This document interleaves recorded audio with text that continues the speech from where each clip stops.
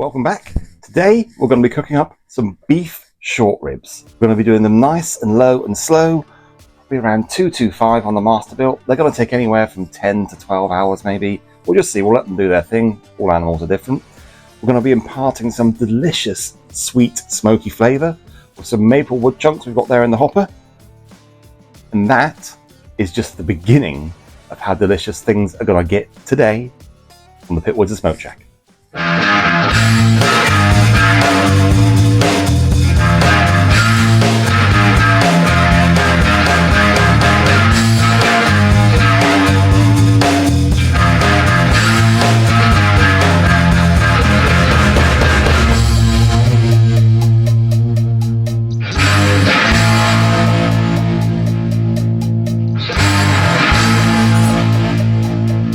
And beautiful pieces of meat like these short ribs do not need much doing to them to bring out the best in them. So we're just going with a really simple yellow mustard binder along with some SPG.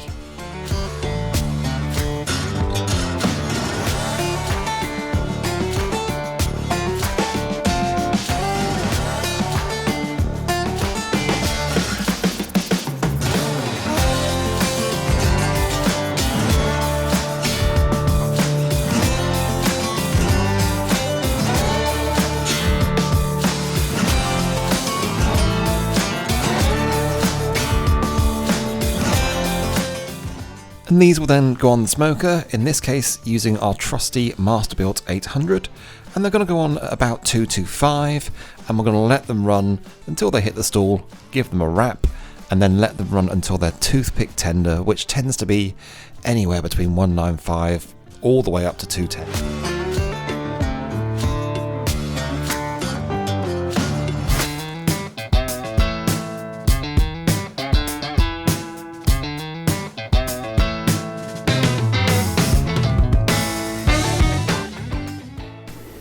Okay, so these guys have been running for about 8.5 hours, which is about what you'd expect for some beef short ribs, cooking at that temperature. And they're now probing at about between 200 and 205. Where's the other one gone? Well, that reached its temp a little bit quicker. You just can't predict what's going to happen, you know. They might all be from the same animal, but the makeup of the rib was different in some way, I'm not sure, but it was definitely ready. I didn't want to risk it overcooking, so that one probably had about 7 hours. Maybe 7.5, and that's now resting indoors. These guys have only just started probing toothpick tender, which is what you're looking for. The temp is important, but the tactile tenderness is really what you're going by. And just to show you what I mean here, hopefully you can see this. But no weight whatsoever being put into this, and it just glides in. Absolutely no resistance at all. See? Falls in. That could basically just be melted butter. And you can probably see there as well the juiciness. Look at that.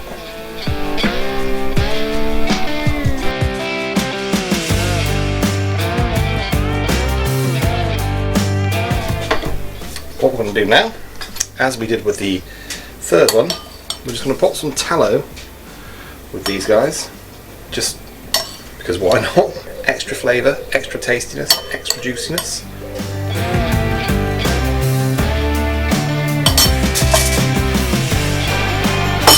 I'm going to remove our meter probe, which once again has done a remarkable job. Love the way this thing keeps temperature, it's really, really good. And then we're just going to wrap these guys in foil.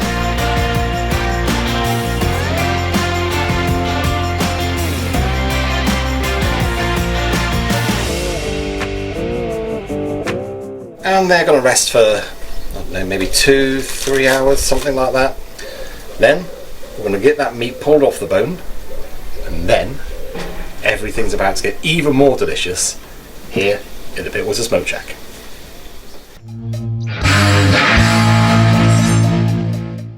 And as you've probably guessed from the thumbnail by now, we are making a beef short rib pie. So with the short ribs done, let's get on with our barbecue gravy. Starting off by melting some butter in a saucepan. You then want to add some plain flour to make a loose roux.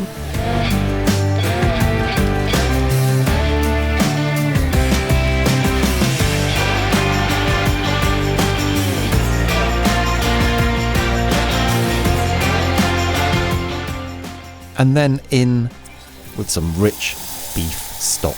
And you can either use store-bought or you can use homemade, either will work.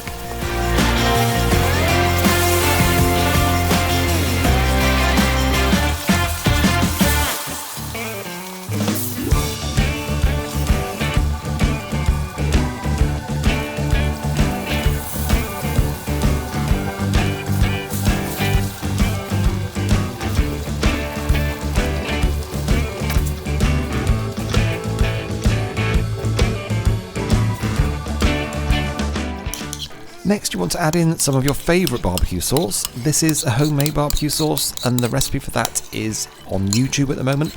I will pop a link in the description so you can make this very barbecue sauce yourself if you want to, or you can use your own recipe, or you can use your favourite store-bought.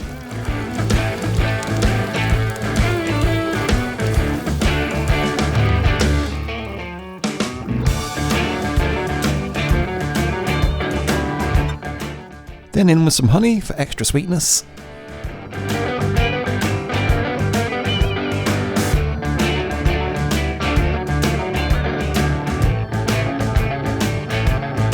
And then balance that with some pickle juice. If you haven't got a jar of pickles to hand, just use some vinegar.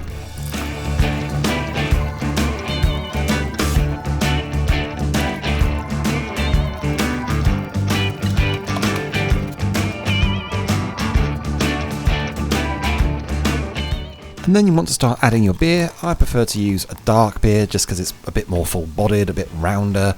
You can use whatever beer you like and just get it to the consistency you want. I want a nice thick gravy to really cling to those chunks of meat. And once your gravy is at the consistency that you want, just taste for seasoning, add a bit more honey, a bit more salt, a bit more pepper if you need to, and then you're good to go.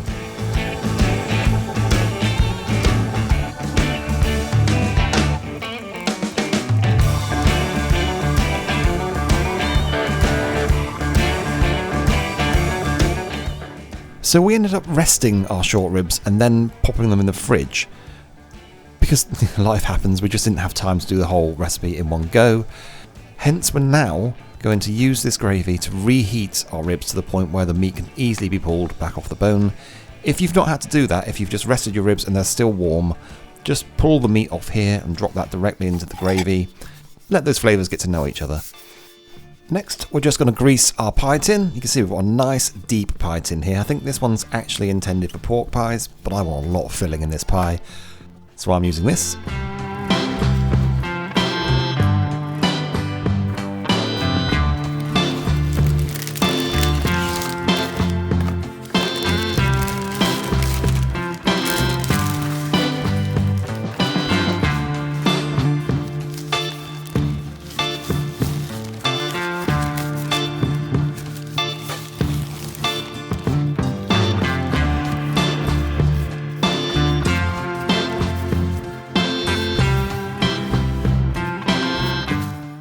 And I'm then going to use this pie tin just to measure out the circumference for the top and the bottom of the pie.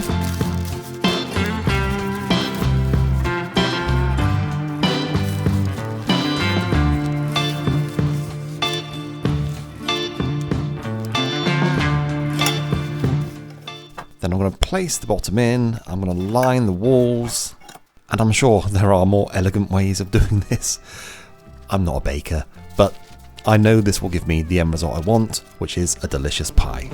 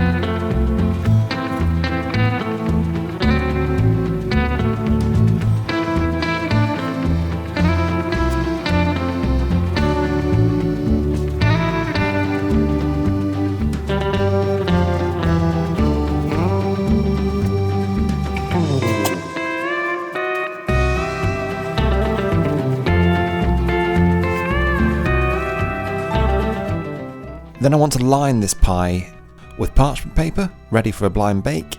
And once you've got the parchment paper to the rough size and dimension that you want, screw it into a ball and then unscrew it again. And that just makes it easier to work with, makes it a bit more pliable.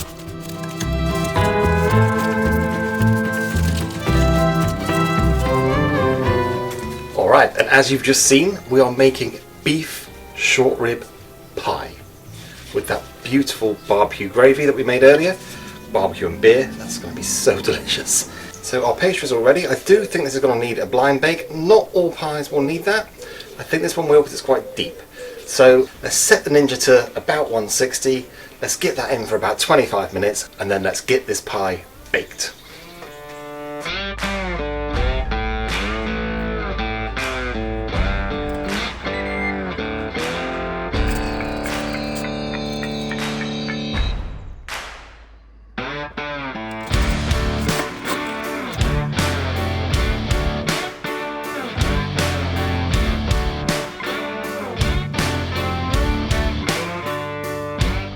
Okay, so that's been 20 minutes in the Ninja, because it's important to use all of your senses when you're cooking, and to me that pastry was smelling pretty cooked. So I thought, okay, we'll take the extra 5 minutes off. The Ninja tends to be a bit more keen than conventional ovens, and it leaves you with, well, it doesn't look much different, it's still got your ceramic beans in there. So the next thing to do is get your balls out.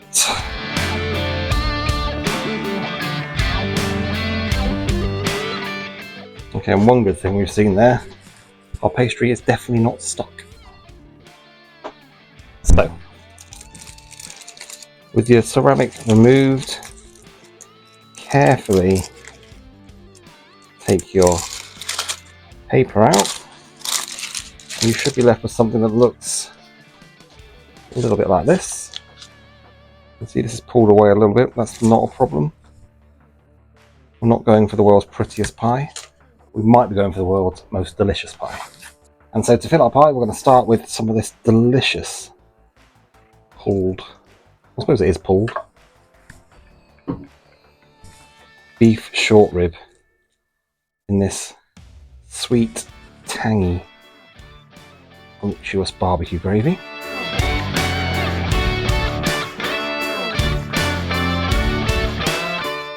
And this beef mixture, this beef rib and the gravy, it's all fully cooled down. And that's how you want it when you put it in. Next, some pickled sliced jalapenos.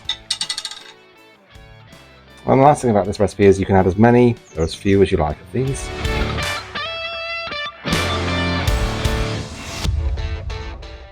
And next, cheese.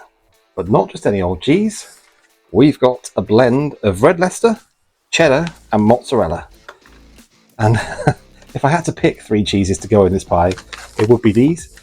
Thanks to the folks at M&S. Got all of these handy little cheese pucks here. So, and you can see this as pretty much, as serendipity would have it, perfect size. Look at that. That's ideal. Now, if you haven't got these particular cheese slices, and to be fair, I'd be quite surprised if you have. It's the first time I've ever seen them when I purchased them recently, and they're the kind of thing they're quite seasonal. They may never come back again. You can use any kind of cheese. Just go with what you like. Mozzarella will be nice. Cheddar will be nice. Something with a nice kind of pulley, stringy texture. Something that melts well. So Monty Jack will be good as well. Pepper Jack, I'd imagine, would be quite good in there. Go with whatever you fancy. And then we're just going to keep layering this up.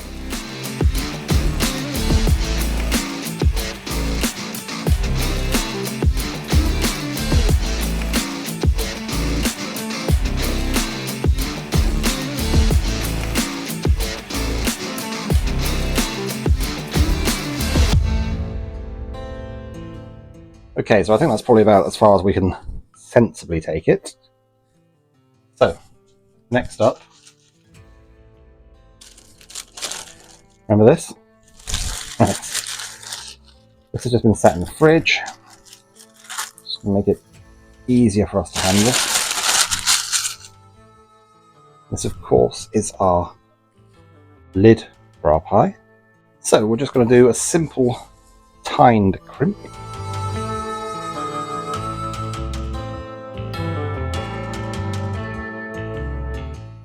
we also need 1 beaten egg. And so we're just going to brush the top of this with some beaten egg. Let's get a nice golden crust.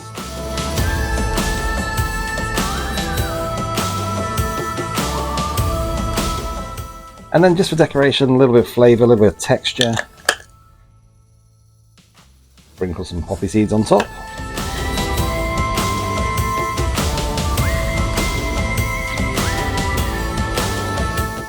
And then, to make sure your steam can escape, just add a little slit into your pastry. There we go. As I say, the lid isn't completely adhered to the body of this pie, so that may be less necessary in this instance. Better to be safe than sorry. So now we're just going to put this back in the Ninja. I was going to put it on 180, but given how quickly the blind bake went, I'm going to leave it at 160. I'm going to give it 30 minutes, and it should be ready to taste.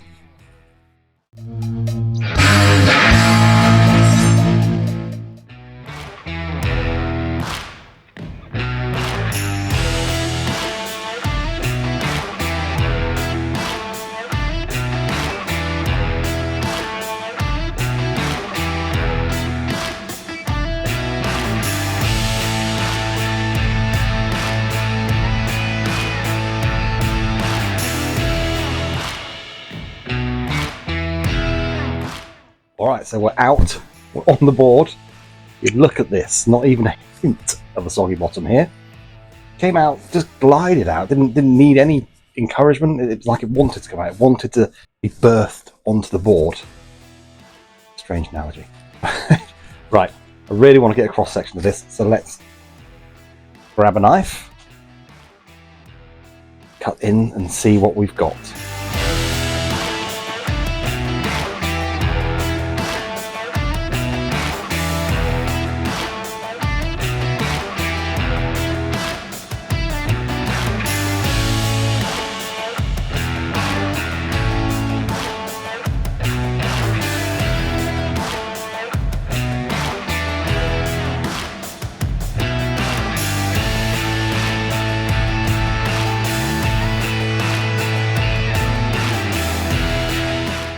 So I'm pretty damn pleased with the way that looks. It also smells amazing. Let's give it a taste. We want to get some pastry, we want to get some cheese, we want to get some chili in there as well.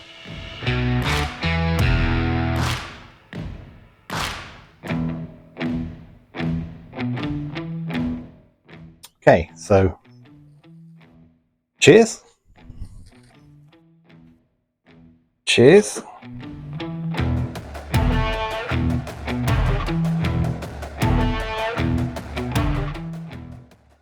In case you can't tell, this is one very happy wizard.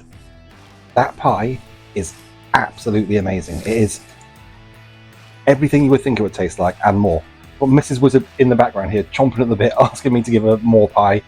Obviously there's plenty of the two of us here. You can see the little flecks of red in the meat. That's where the smoke ring was picked up when we popped the short ribs on the Masterbuilt. And that smoky flavour is really coming through and actually really rounding out that barbecue beer gravy that we added, which in itself is a thing of beauty. You got the heat coming through in just the right measures from those jalapenos, and then the richness of the cheese, adding a different type of richness to the already very rich beef and gravy. Just an unctuous kind of dairy gooiness that takes this pie just to the next level. And also, it's not a bad looking pie. I think, it's not, we won't go in for aesthetics, but actually in terms of just wanting to dive in and eat it, this ticks all the boxes for me.